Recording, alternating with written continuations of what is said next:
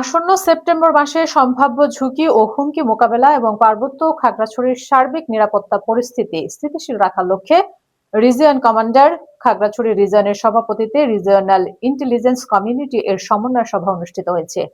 তবে এবছর ভিন্ন রকম। খাগড়াছড়ির প্রতিনিধি রহিম হৃদয়ের রিপোর্টে দেখুন বিস্তারিত।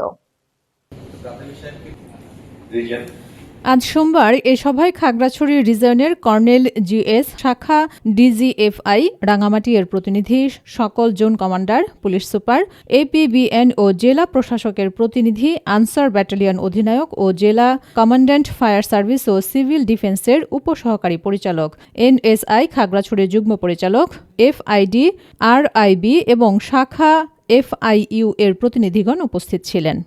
সভায় আসন্ন সেপ্টেম্বর মাসকে কেন্দ্র করে সম্ভাব্য ঝুঁকি ও হুমকির বিষয়গুলো পর্যালোচনা করা হয়। পাশাপাশি বিভিন্ন আইনশৃঙ্খলা রক্ষাকারী ও গোয়েন্দা সংস্থার মধ্যে সমন্বিতভাবে তথ্য আদান প্রদান, সম্ভাব্য পরিস্থিতি মোকাবেলায় পূর্ব প্রস্তুতি এবং সার্বিক নিরাপত্তা ব্যবস্থা জোরদারের বিষয়ে বিস্তারিত আলোচনা করা হয়। সভায় বাংলাদেশ সেনাবাহিনীর পক্ষ থেকে পার্বত্য অঞ্চলের সার্বিক নিরাপত্তা, শান্তি শৃঙ্খলা ও স্থিতিশীলতা বজায় রাখতে গোয়েন্দা তথ্যের ভিত্তিতে সমন্বিত কার্যক্রম জোরদার, সম্ভাব্য ঝুঁকি, আগাম শনাক্তকরণ এবং আন্তঃসংস্থার সমন্বয় আরও কার্যকর করার উপর বিশেষ গুরুত্ব আরোপ করা হয়।